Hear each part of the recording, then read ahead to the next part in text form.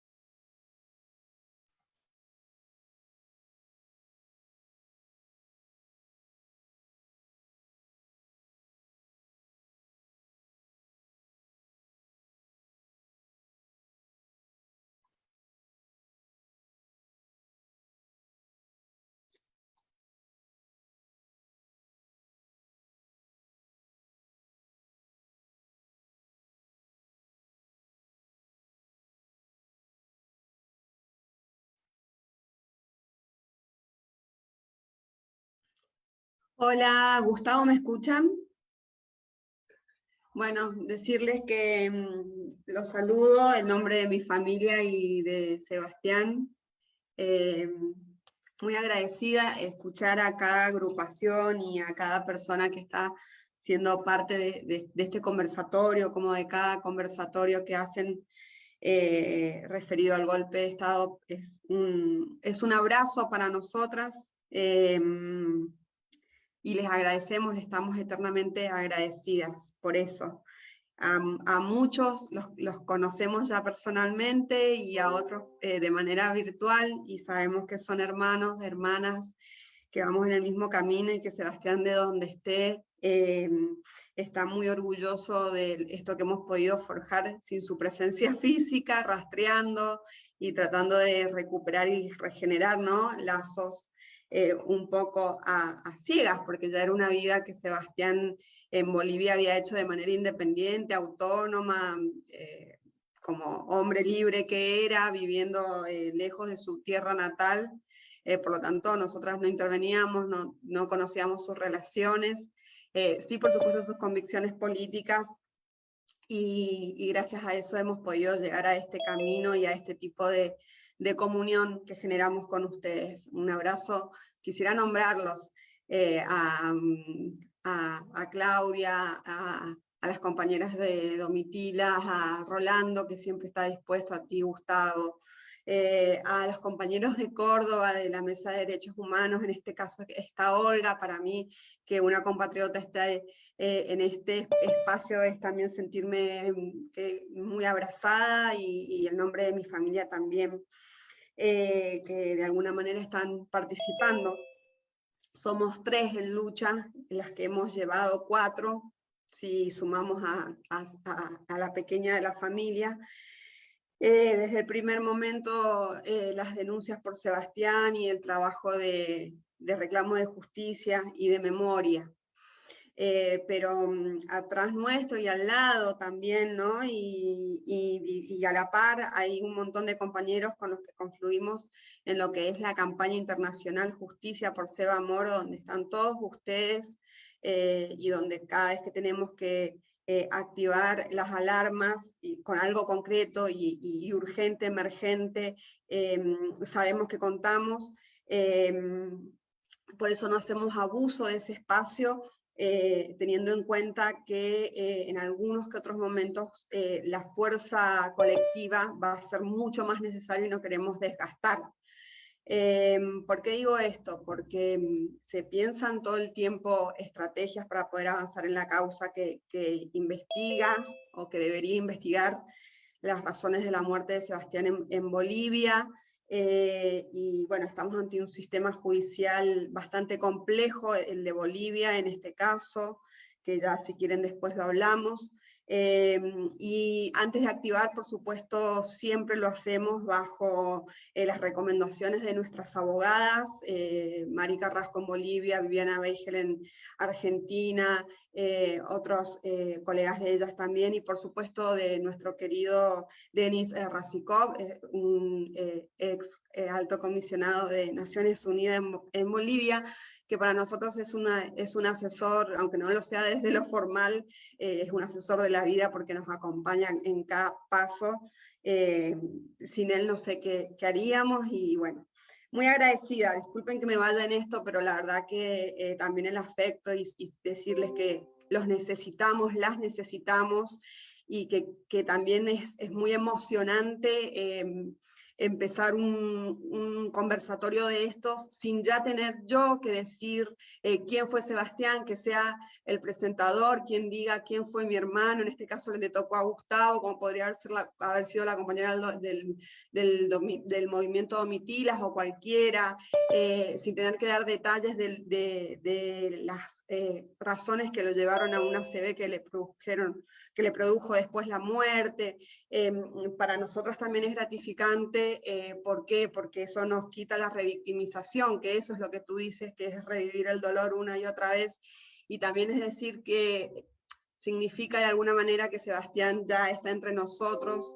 Hemos logrado entre todos nosotros que su nombre llegue y su historia llegue de manera colectiva, popular y visible, y sea parte de nuestras luchas, que no es la lucha nada más por justicia por Sebastián, sino más bien es la lucha por la libertad de prensa en América Latina, en América en general, en el mundo si fuera, ¿no? Por intenciones, pero empezamos por nuestra propia matria más cercana, matria grande, por América Latina, y también en defensa de nuestras democracias, que bueno, así es como se le fue la vida a Sebastián, se la quitaron, ¿no? Defendiendo la democracia a través del oficio. Tú bien lo dijiste, Gustavo, Sebastián llegó a Bolivia en 2018, en busca de trabajo, de otra vida, de una vida distinta a la de Argentina, con mucha curiosidad por conocer esa tierra sagrada. Y aquí gobernaba el macrismo, eran épocas muy sórdidas, de muchas pérdidas también.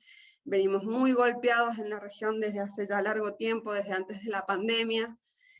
En Argentina por el macrismo, no hemos tenido descanso porque fueron 4 años de macrismo, pandemia en lo personal, digamos, y en la colectividad boliviana tan amplia que tenemos aquí en Argentina también siguió el golpe, siguió la pandemia, pareciera de nunca terminar, ¿no? Y bueno, Sebastián se desempeñaba en medios públicos de aquí de Argentina, en Radio Nacional y también en medios populares, y como ustedes saben, él lo que hacía era seguir cada una de las audiencias de los juicios de lesa humanidad, los juicios contra los genocidas, partícipes incriminados en las distintas causas que conforman los hechos del golpe de Estado del 76 y de la dictadura del 76 al 83 en Argentina, por el que ya hay más de 1000 condenados en nuestro país, de 1000 genocidas condenados, es un número que nos enorgullece. Y que siempre queremos transmitirles a otros países como experiencia de algo que hemos logrado en Argentina a fuerza de la lucha popular, a fuerza de las familiares, de los sobrevivientes que nunca olvidaron, que nunca perdonaron, pese a intentos de indultos, pese a gobiernos negacionistas, también con voluntad política de gobiernos favorables a las políticas de verdad, memoria y justicia. Hemos logrado esto y queremos que de alguna manera Bolivia se haga parte de se inspire en este proceso sin sentirse intervenido por otra nación. Vemos urgente que Bolivia comience a juzgar a través de juicios ordinarios a sus golpistas, a sus masacradores, a sus esclavistas, para que... Perdón, me perdí. Para que justamente no vuelva a ocurrir lo que ocurrió en el 2019, que a diferencia de lo que se dice, o se ha dicho, o se ha intentado por ahí analizar desde la mirada de golpes blandos, de blando no tuvo nada, fue un golpe duro y fue un golpe muy sangriento que se llevó la vida de nuestros hermanos, de muchos de nuestros hermanos, incluso masacres masivas. Por eso tiene que haber justicia a través de juicios ordinarios en Bolivia para que no vuelva a ocurrir. Sebastián encontró, a los 6 meses de haber llegado a Bolivia, encontró trabajo en la Confederación Sindical de Trabajadores Campesinos de Bolivia, en la CSUB-CB. Fue para la primera semana de septiembre del 2018, recuerdo su alegría, recordamos siempre con mi familia su alegría, hay crónicas personales de él que lo expresan. Empezó prácticamente como cronista, pero al tiempo su jefe, José Aramayo, lo nombró como jefe editor del diario para él poder dedicarse a otras tareas prioritarias en el medio. Así que Sebastián se encargaba de dirigir el suplemento de los dominical, el periódico de papel que salía cada domingo y que jugaba un papel fundamental en las organizaciones campesinas e indígenas de Bolivia, porque era un órgano de comunicación de esos sectores con el gobierno de Evo Morales, que sabemos que por el asedio de los medios hegemónicos de comunicación, tanto políticas como demandas, como respuestas, es una comunicación poco viable, así que se creó este propio medio, ¿no? Que ya existía desde el 2015, pero que comienza a dirigir Sebastián en el 2018, él alcanza a dirigir 60 números, de los cuales no lo decimos nosotras, nos los han dicho sus propios compañeros por escrito y también en persona. El trabajo que hace Sebastián al frente de Prensa Rural es destacable porque él puede desenvolver y volcar todos sus conocimientos rigurosos del periodismo que había generado y practicado aquí en la Argentina. Las causas de lesa humanidad, al ser investigadas desde lo periodístico, requieren mucho trabajo exhaustivo, horas y horas de estudio y de reconstrucción. Y creo que quien se forja inicialmente con esa tarea dentro del periodismo, después está capacitado para realizar muchísimas investigaciones o un ordenamiento dentro de determinado medio editorial que esté a la altura, ¿no? Con muchísima dignidad y rigurosidad. Por lo tanto, Sebastián pudo desarrollar y volcar eso, además desde un lugar donde él no había habitado más que hacía 6 meses, pero sí pudo compenetrarse porque era una persona sumamente humana, de perfil bajo, un ser sin fronteras, sintió Bolivia como su casa, se fue llamado por el proceso de cambio en el sentido del corazón, a conocer eso que estaba sucediendo tan maravilloso en Bolivia, y justamente también con la misión que él se autoimpuso, que fue contarle a los y a las bolivianas lo que había sucedido en Argentina con la llegada de la ultraderecha, a tratar de dar su testimonio desde el periodismo, diciéndoles cuiden lo suyo, cuiden lo que tengan, sabiendo que justo cuando él llegaba había un escenario electoral que ya se empezaba a dirimir, para tratar de que no avanzara la derecha y les robara las conquistas y los logros del proceso de cambio en Bolivia. Cosa que sucedió porque sabemos que las elecciones fueron ganadas ese 20 de octubre del 2019, pero que hubo un tremendo golpe de Estado que desvirtuó todo y que impuso una dictadura.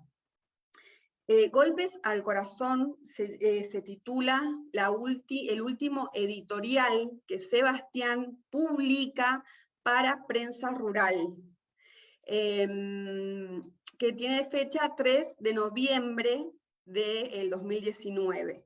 Sebastián escribía cada editorial de Prensa Rural, y también estaba en Radio Comunidad, por supuesto. Allí también ya venía desde las elecciones, ¿no? Tanto para la Prensa Rural como para la Argentina, que es contratado por Página 12 como corresponsal. Ya venía él detallando, describiendo, investigando el escenario pre-golpista, pero bueno, aclaro esto de que Golpes al Corazón es el nombre de ese editorial. La entrevista que él le hace a Gabriel Villalba días después, que seguramente le sirve de insumo para sus crónicas y todo su trabajo anticipatorio del golpe de Estado, lleva otro nombre que ahí se me está abriendo la paginita, discúlpenme lo lento, se llama La maquinaria golpista de Estados Unidos otra vez en Bolivia. Es una entrevista que Sebastián le hace a Gabriel Villalba en tanto especialista en geopolítica, muy interesante. Si más tarde se conecta Gabriel, seguramente les va a dar los detalles. Yo les voy a pasar el link para que la tengan. Allí Sebastián también describe el trabajo de Camacho en alianza con los mercenarios estadounidenses, y entre los dos analizan el rol de la DEA en Estados Unidos. También se habla de golpes suaves, pero entre signos de pregunta, ¿no? Signos de interrogación. ¿Son suaves los golpes? Se preguntaban ya el 7 de noviembre del 2019. Bueno, no fueron suaves los golpes, fue un golpe al nivel del Plan Cóndor del 70, como los que sufrimos aquí en la región. Y ya para el 10 de noviembre, no, perdón, para el 9 de noviembre, que es su último acto en vida, es cuando él hace la famosa crónica, un golpe de Estado está en marcha en Bolivia, cuando ya habían ocurrido los motines, cuando ya se había torturado en la vía pública y se había secuestrado a José Aramayo, jefe general de los medios de la CSUB-CB, cuando ya se habían quemado los medios de las 6 federaciones del Trópico de Cochabamba, cuando ya se había también intervenido mediante la violencia por grupos parapoliciales en la CSUB-CB y los distintos medios públicos y de corte popular en Bolivia estaban recibiendo amenazas, hay pruebas de eso muy contundentes. Las compañeras del canal Aviala lo saben muy claro. Bueno, todos ustedes lo saben y esperemos que quienes nos estén escuchando de afuera se estén enterando. No estamos hablando sobre el agua, hay pruebas de todo esto, de hecho son cuestiones que se viralizaron, y se viralizaron en ese momento también de emergencia. Bueno, Sebastián cumplió hasta el último minuto de su vida consciente ese rol de denuncia, de permanente denuncia, de estar de pie, incluso cuando nosotros la tarde del 9 de noviembre, que ya estaban trabajando los periodistas desde la clandestinidad, porque los amenazaban para que dejen sus sedes de trabajo o porque directamente no iban a poder ingresar porque se estaban volviendo muy revoltosos los ingresos y muy peligrosos, como sucedió con las CSUB-CB desde las primeras horas de ese 9 de noviembre. Sebastián nos dijo que nos confirmó lo de que estaba sucediendo con José Aramayo, esta tortura pública que se le hizo, tremendo, nunca visto antes a un comunicador social, un trabajador de prensa, tremendo lo que sucedió, y él nos confirma y nos dice que había escrito también una nota para el blog, para la página online de Prensa Rural, denunciando lo que está sucediendo con Aramayo, pero que se la habían hackeado. Inmediatamente se hackeó esa página. Esto también da cuenta de todo lo que, de una maquinaria golpista, de un plan criminal que antecede al golpe de Estado para que precisamente el expresidente Evo Morales y las demás autoridades tengan que renunciar y dejar sus cargos de manera urgente, porque corría riesgo no solo la vida de ellos y de sus familias, sino del pueblo. El pueblo estaba en las calles. De hecho, también lo quiero decir porque es una muy buena oportunidad para reconstruir todo este trabajo periodístico de Sebastián. Lo que no se vio a la luz de las notas que Sebastián trabajó, el 10 de noviembre tendría que haber salido el número 190 de Prensa Rural. Sebastián dirigió desde el número 60, más o menos creo. Bueno, el 190, y no salió obviamente porque había un golpe de Estado, no se pudo imprimir, pero ahí nosotros en su material de trabajo, en su computadora, encontramos el PDF, la página, la tapa que él ya había armado para ese domingo, de papel, donde muy claro dice: el pueblo está de pie ante el asedio del golpismo racista. Bueno, siempre con una mirada optimista. Por cuestiones de temporalidad periodística, seguramente esta nota la cerró las primeras horas del sábado, en cambio la del página 12 la cerró las últimas horas del sábado, de la tarde del sábado, por eso ahí ya habla de un golpe de Estado en marcha. Y Golpes al Corazón es el último editorial publicado el 3 de noviembre, donde yo, si a ustedes les parece, son algunos párrafos y quisiera leérselos porque es el título que da nombre a esta charla. Dice: Golpes al Corazón. Prensa Rural, editorial 189, 3 de noviembre del 2019. La incitación de los cívicos a radicalizar posiciones frente a la eventual salida institucional que derivaría de la auditoría de las elecciones en Bolivia, llamamiento asentado sobre la intransigencia de clases medias y altas acerca de que hubo fraude, ahora mediante el pedido de que se anule la votación y renuncie el presidente, es la baza lanzada por los sectores que más apostaron por desestabilizar.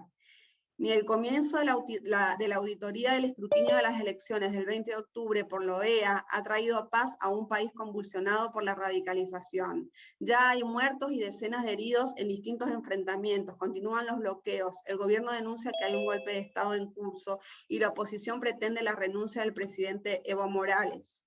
La auditoría, avalada por Naciones Unidas, del escrutinio que determinó la reelección de Evo para un cuarto mandato presidencial, no ha logrado apaciguar la convulsión. Nosotros no podemos manipular a toda una organización compuesta por 33 países, señaló el canciller Diego Pari respecto a las intrigas sembradas por la oposición ante el acuerdo firmado con la Organización de Estados Americanos para transparentar el proceso electoral y despejar las denuncias de fraude. También pidió que no se estigmatice al gobierno, exponiendo que el clima de conspiración, de crisis institucional e incluso de golpismo explícito ha llegado para quedarse y el día a día resulta cambiante y poco predecible. Lo mismo puede decirse de la lamentada pacificación social, ya que finalmente los enfrentamientos violentos se cobraron las primeras 2 vidas, elevando la tensión en los reclamos al punto que los desaforados cabildantes de estos días apuntan directamente a la responsabilidad de Evo, cuando hay serios indicios de que se trata de una operación orquestada por infiltrados de la Unión Juvenil Cruceñista, grupo de choque del Comité Cívico conducido por el separatista Luis Fernando Camacho. En el plano político, la resistencia de la oposición representada por Carlos Mesa a acompañar a la auditoría del escrutinio, más la consolidación de los radicalizados comités cívicos como parte de la pulseada para anular todo el proceso electoral y promover la destitución presidencial, complejizan la estrategia del gobierno. Las nuevas consignas emanadas de los cabildos, anulación de las elecciones, y ni Evo ni Mesa generan interrogantes tanto en las filas del MAS como en las de Comunidad Ciudadana, cuyo candidato sería el único beneficiado si se realizase una segunda vuelta, o si se impugnase la primera, en caso de que se constate fraude a partir de las conclusiones de la OEA, cuyo perentorio plazo de presentación en el presente contexto se cumple a fines de esta semana o a comienzos de la siguiente, precisamente cuando se da el golpe, eso lo digo yo. La incitación de los cívicos a radicalizar posiciones frente a la eventual salida institucional que derivaría de la auditoría, llamamiento asentado sobre la intransigencia de clases medias y altas acerca de que hubo fraude, ahora mediante el pedido de que se anule la votación y renuncie el presidente, es la baza lanzada por los sectores que más apostaron por desestabilizar. Esto plantea como un novedoso ingrediente cuyos movimientos y reacciones son más difíciles de calcular que en el tira y afloje político, otro desafío a las 2 principales fuerzas en pugna. Para Mesa significa, por sus propios errores y vacilaciones, que el civismo le ha quitado protagonismo y que su plan de acción a seguir está condicionado por la mayor polarización que están manejando los emergentes comités departamentales que responden a los intereses netamente golpistas. La nueva consigna de las marchas urbanas se lo enrostra y lo corre por derecha. Para el gobierno y el MAS, la constatación de que el escenario de estabilidad institucional que existía hasta el 20 de octubre y su propio destino como proceso de cambio se ha modificado diametralmente. Sí, como afirma el propio Morales y los principales cuadros de su gabinete, hay un golpe de Estado en marcha, las piezas parecen irse ensamblando paulatinamente y envalentonan a las presiones injerencistas externas que, con Estados Unidos a la cabeza, buscan atacar al corazón de Latinoamérica, el Estado plurinacional, a fin de impedir la reconstrucción de la patria grande al calor de la debacle de regímenes neoliberales como los de Argentina, recordemos que estaba Macri al frente, y Chile, recordemos que estaba Piñera al frente. Y sí, como también explicitan varios dirigentes, la auditoría puede darle un respiro a la convulsión, independientemente de cuáles sean sus resultados. Es probable que la relativa tregua solo pueda durar hasta entonces. La crisis ha llegado para quedarse. Golpes al corazón, Sebastián Moro, 3 de noviembre del 2019 para Prensa Rural. Bueno, no quería dejar Bueno, de leérselos. Penélope, nos vamos a quedar con esa misma, con esa misma frase. Vamos a pasar al otro punto central que tiene que ver como una forma de reconstruir todo eso lo que sucedieron esos primeros días de noviembre. Para eso vos habías hecho mención al Gabo Villalba, de que 2 días antes de la muerte, del fallecimiento de Sebastián, bueno, el Gabo es entrevistado por Sebastián. A ver, Gabriel, ¿estás ahí? Por favor, hermano, un poquito anda creando esa reseña de lo que fueron esos días. Hola, hola, hola. Sí, he estado escuchando atentamente a Penélope. Nos volvemos a encontrar por esta vía virtual.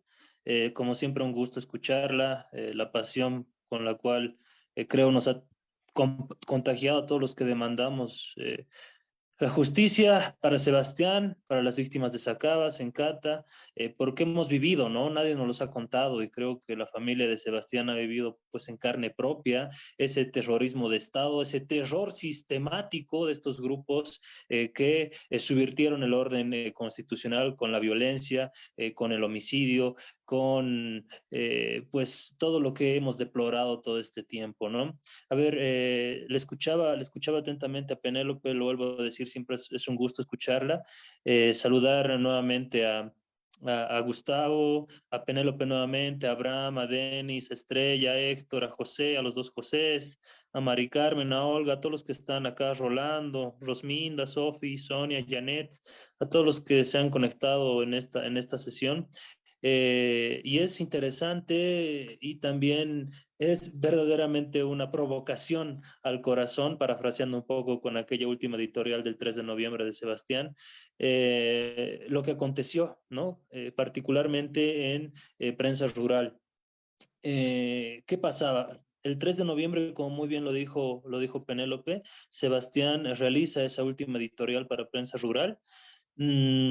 Y a partir de ese momento, él tuvo incluso una mejor visión de lo que acontecía en nuestro país a partir de la pericia y las propias investigaciones previas que lo habían traído a Bolivia, y todo lo que hablaba Penélope, que muchos políticos incrustados en la burocracia de nuestro Estado, ¿no? Porque él y muy pocos, creo que un puñado, entendíamos verdaderamente lo que estaba aconteciendo acá y los intereses que se estaban dando y lo que se estaba gestando acá en el país, a pesar de que ya venían operando en nuestro país Resistencia Juvenil Cochala, Unión Juvenil Cruceñista, y no habían sido tocados por la policía. No habían sido, como en sus tiempos hizo Arturo Murillo, ¿no? Al que pisara, al que osara decir algo contra el gobierno, fácil generar el tipo penal sedición, ¿no? Y utilizarlo como les convenía. Estaban ya operando esos grupos en nuestro país. Y prueba de ello es lo que aconteció con José Aramayo. Pero yo quiero, y siempre voy a recordar esto, le dije, ayer estábamos hablando por Messenger con la mamá de Sebastián, 3 sucesos me marcaron particularmente, y esto para compartir como testimonio. El primero fue Sebastián, ¿no? Como habiendo hablado días antes, posteriormente le escribo al celular y me contesta, creo que era Penélope, o su otra hermana, no, creo que era Penélope, sí, era una de sus hermanas, pero era Penélope y me decía, Gabriel, mi hermano lo han golpeado y está en terapia intensiva.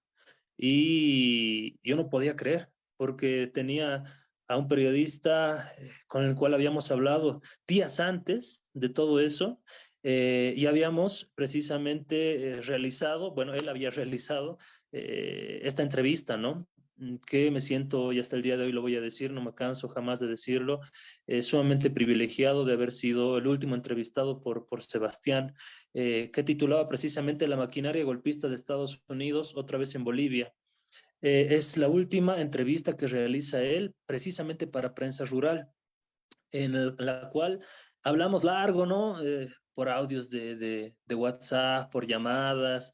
Después de terminar la entrevista, lo seguimos hablando, lo seguimos debatiendo. Él me contó un poco su experiencia de cómo le estaba también abordando y tenía esa cercanía con Página 12. De hecho, recuerdo muy bien sus palabras cuando me dijo, ¿sabes qué, Gabriel?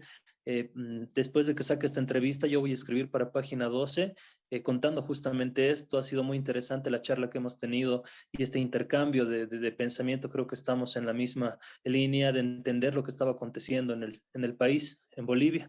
Y eso fue lo que más me chocó cuando yo me enteré por los mensajes de WhatsApp, que precisamente él lo habían golpeado hasta posteriormente quitarle la vida, ¿no?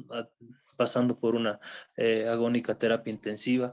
Fue brutal todo lo que aconteció. Recuerdo que esa entrevista fue hecha entre el 7 y el 8 de noviembre.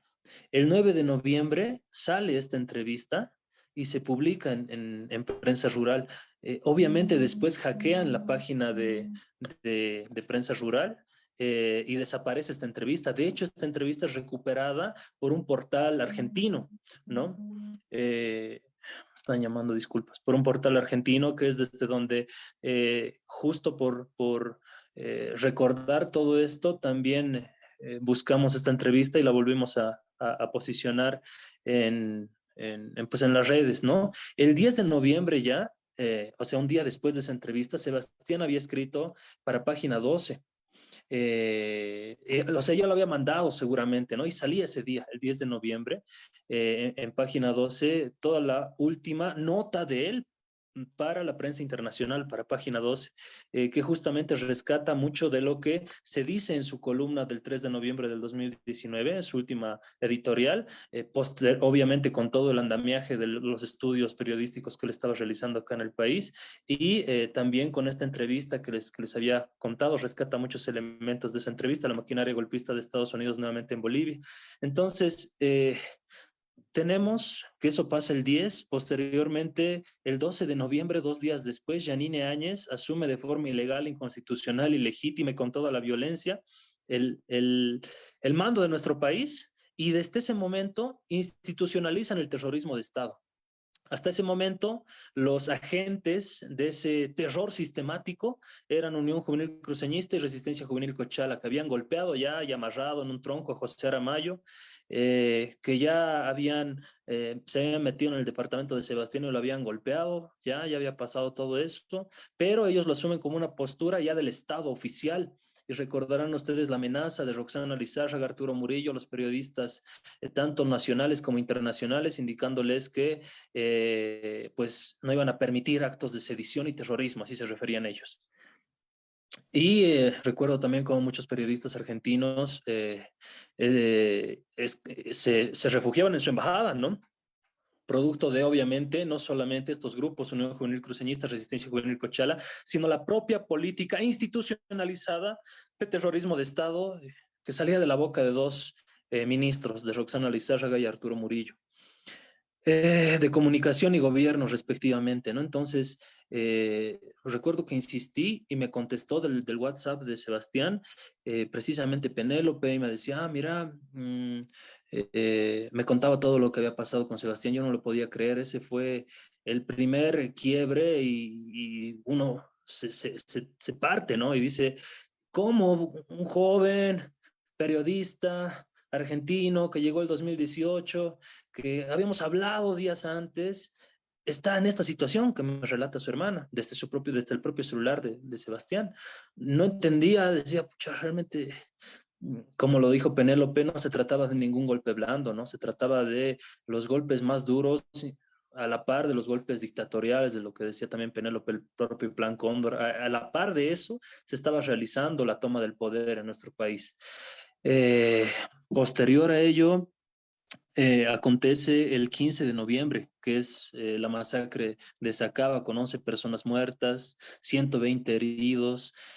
16 de noviembre, si me corrige ahí Penélope, es cuando fallece Sebastián, justamente después de una agonía de unos días en torno incluso la familia fue obligada a realizar actos de que no se debían haber realizado con el cuerpo porque era producto de una investigación que se debía haber realizado, ¿no? Ahí ya nos dimos cuenta que obviamente todo estaba direccionado para proteger a estos grupos parapoliciales que habían entrado a su departamento y lo habían golpeado hasta dejarlo ahí pues como lo dejaron a Sebastián. Posteriormente pasa el 19 de noviembre, la masacre de Sencata, con otros 11 personas muertas, 78 heridos, y después los 11 meses de régimen de facto que ya hemos conocido ampliamente, ¿no? Creo que ya está por demás decirlo, pero si nos enfocamos en estos días de noviembre, estos primeros días de noviembre, tenemos esos hechos emblemáticos, ¿no? 3 de noviembre, el editorial de Sebastián, posteriormente lo que acontece con José Aramayo, posteriormente esta entrevista, la maquinaria golpista de Estados Unidos nuevamente en Bolivia, posterior, la última nota que realiza Sebastián para Página 12, y inmediatamente después la toma de el poder, o sea, la consolidación de este golpe de Estado que estaba anunciando Sebastián, el 12 de noviembre, posterior masacre de Sacaba, posterior muerte de Sebastián y posterior la masacre de Sencata. Entonces, creo que entender toda esta línea cronológica de acontecimientos nos lleva a entender que fueron pues hechos perpetrados con el máximo terror, la máxima violencia y el máximo vulneración de todos los derechos humanos fundamentales, y además también con una violencia sistemática que articulaba a estos grupos parapoliciales con el gobierno, el régimen, el gobierno totalitario que se imponía en ese gobierno, el régimen de facto de Áñez, que articulaba y que asumía como propias todas esas acciones previas que habían gestado que ellos estén ahí el 12 de noviembre. ¿No? Y una consecuencia de todo eso fue José, fue Sebastián, fueron muchos hermanos, hermanas, periodistas de muchos países que vinieron, trataron de cubrir lo que acontecía acá, y el blindaje mediático fue brutal, ¿no? Primero, legitimar, natural, pues naturalizar esos 11 meses y las masacres de Sacaba y Sencata, tratando de blindar mediáticamente lo que acontecía en nuestro país.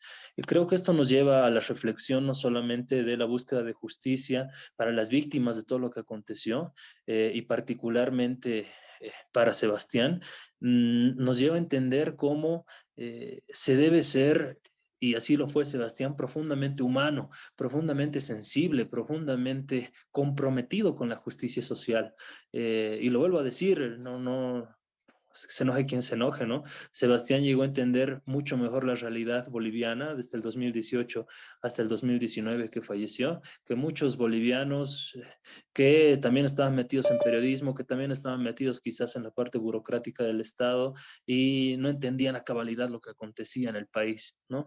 Por eso yo siempre voy a expresar mi profundo respeto, mi profunda admiración para él, ahora para la familia, para sus hermanas, para su mamá, para todos los que llegaron a conocerlo, a tratar con él, y creo que es una responsabilidad de cada uno, primero individual y posteriormente, por supuesto, colectiva, la búsqueda de justicia para Sebastián, para las masacres de Sacaba, para las víctimas de la masacre de Sacaba, de Sencata, y fundamentalmente entender que se debe ser como Sebastián, ¿no? Profundamente humano, profundamente comprometido, profundamente,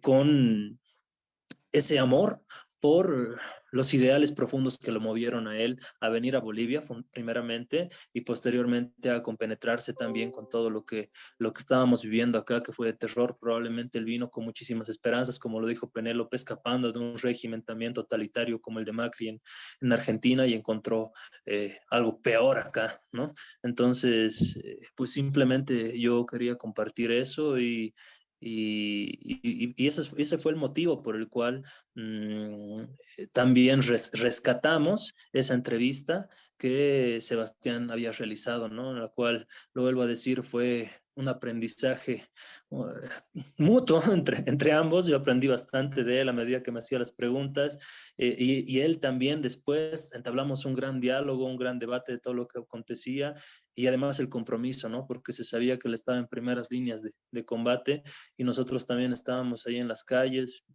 en primera línea, digamos, todo viendo lo que acontecía, lo que pasaba, y posteriormente después lo reforzamos, y creo que Sebastián está, pues, hubiera estado sumamente orgulloso de lo que el pueblo boliviano hizo, ¿no?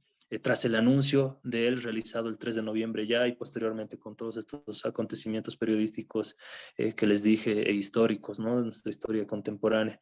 Le debemos mucho a Sebastián, y yo siempre voy a alzar la voz por la justicia para él y para todas las víctimas de Sacaba, de Sencate y de este régimen totalitario de Áñez, que hoy se atreven a decir muchos que es un juicio, es una persecución política, ¿no? Que es una santa palomita la señora que no ha hecho absolutamente nada. Pues no podemos seguir cayendo en eso y seguir dándoles la narrativa del sentido común a los medios hegemónicos de comunicación. Esa fue la principal enseñanza que dejó en mí, particularmente, y seguramente en muchos, Sebastián. Es lo que quería compartir con todos ustedes, con mucha humildad y con mucho respeto hacia la familia.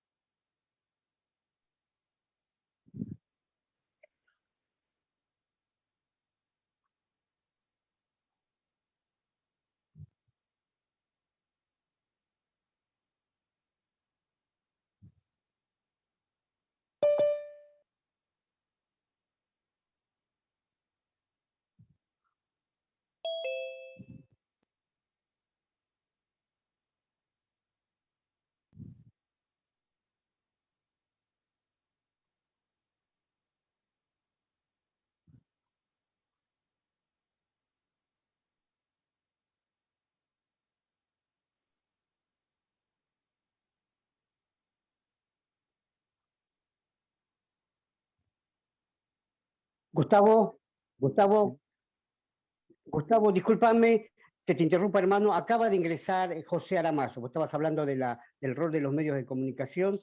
Eh, ¿Te parece?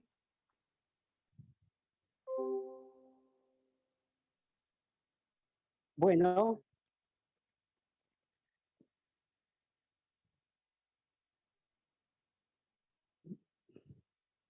muy bien, maestro.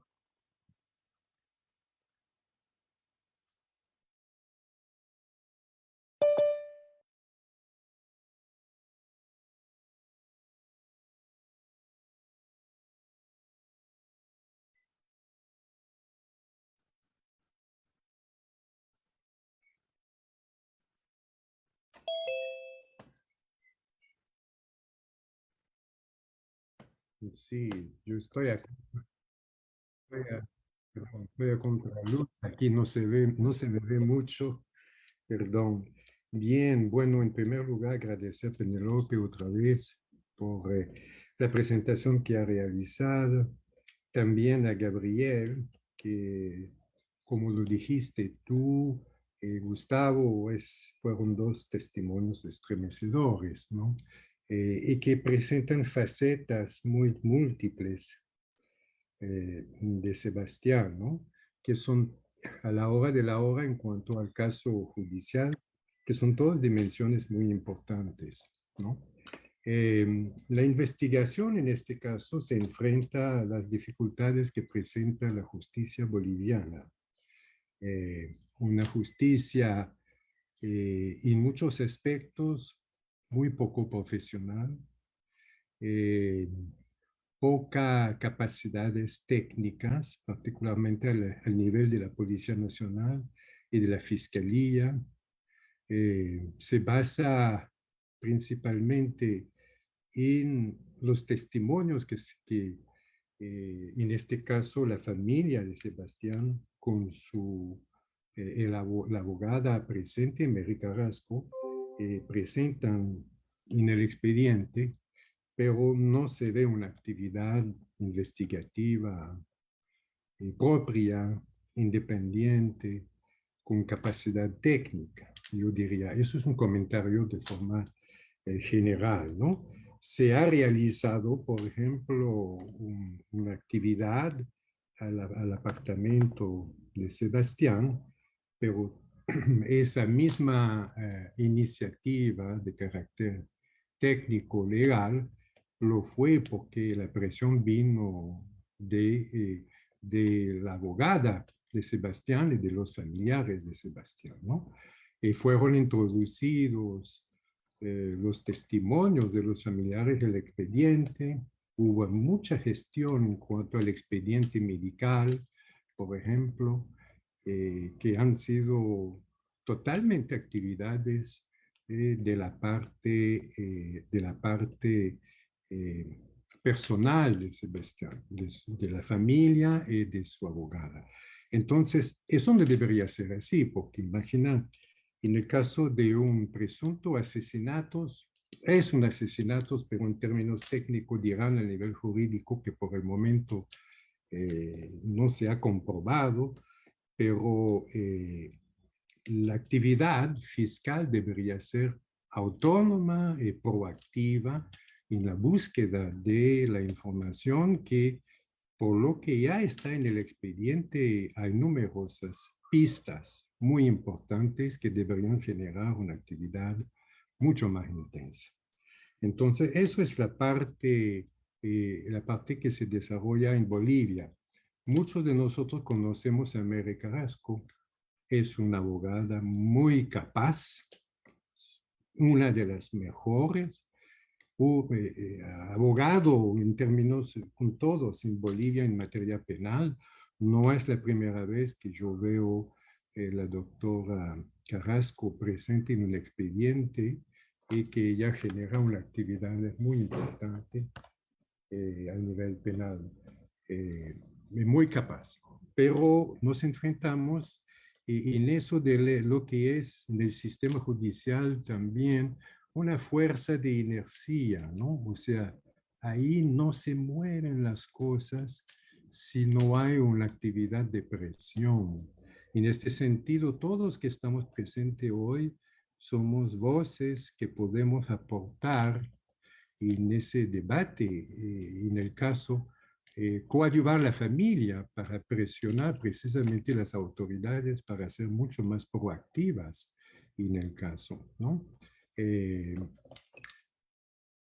Somos dependientes de quién es el fiscal en el caso. Y precisamente, justamente hasta el momento, el principal obstáculo es de convencer, ha sido de convencer a una persona que no tenía ni la visión, ni la capacidad técnica, ni la imaginación de realizar una actividad en un caso sumamente pertinente para ilustrar el golpe de Estado, ¿no? Como Gabriel lo ilustró a partir del editorial del 3, esa secuencia, y hay varios otros elementos que se pueden unir allá, plasman una situación bien caracterizada, y por eso podemos afirmar que Sebastián es la primera víctima del golpe de Estado, ¿no? Porque era a todas luces, por su trabajo, que era eminentemente público, al interior de una organización, la CSUCB, en aquel momento en la primera trinchera de lo que estaba ocurriendo en la defensa del gobierno del presidente Evo Morales, y lo vimos con los acontecimientos de lo que ocurrió el mismo 9 de noviembre en la sede. Entonces estamos frente a todos los elementos muy claros de una situación jurídica caracterizada, ¿no? De la eliminación de una persona que era un blanco por su trabajo técnico y obviamente por la capacidad que había generado desde su entrada en los mismos medios de información de la CCB. A mi juicio, en este caso, Sebastián era un blanco de primer plano como periodista proactivo y su misma conexión también con la Argentina. Y con Página 12 lo metía en una situación bien así de primera trinchera de una labor periodística de mucha importancia. Entonces, en ese caso, un fiscal tendría en otras circunstancias lo que a veces se dice, ¿no? Un caso de una carrera. Hay una expresión inglés que dice a case of a lifetime. Es un caso que para un profesional del derecho se presentan pocas veces en la vida de uno, ¿no? Pero en este caso, en Bolivia, por el momento estamos con una justicia que mermea, no avanza, con criterios de burros por momentos, donde hay que hacer avanzar me van a perdonar un momentito, tengo que pasar a otro tipo de sonido, porque tengo aquí interferencia, un momentito, por favor.